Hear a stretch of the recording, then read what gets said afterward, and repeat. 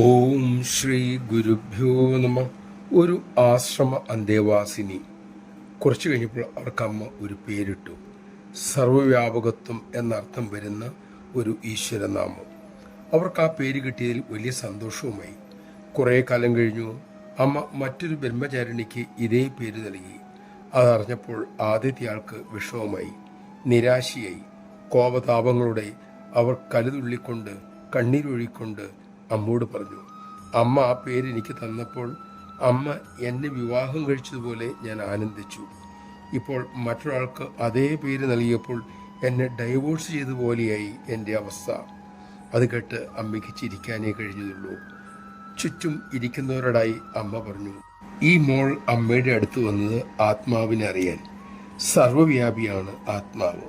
അതായത് എന്നിലും നിന്നിലും എല്ലാവരിലും ഉള്ളത് ഒരേ ആത്മാവ്.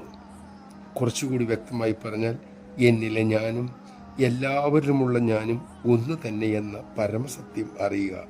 പക്ഷെ ഇവിടെ അമ്മ അവളുടെ പേര് മറ്റൊരാൾക്ക് നൽകിയപ്പോൾ നിരാശയുമായി. രണ്ട് സർവ്വവ്യാപി ഉണ്ടാകുമോ? രണ്ട് അനന്തതയുണ്ടാകുമോ? അമ്മ പറഞ്ഞു നിർത്തി. നമഃശിവായ. ഏകവും അദ്വിതീയവുമായ ആ സത്യം വെളിപ്പെടാതിരിക്കുന്നത് നമ്മുടെ സങ്കുചിതത്വം നിറഞ്ഞ അഹങ്കാരം മൂലമാണ്. അമ്മ അതിനെയാണ് തേച്ച് കഴുകി വൃത്തിയാക്കാൻ ശ്രമിക്കുന്നത്.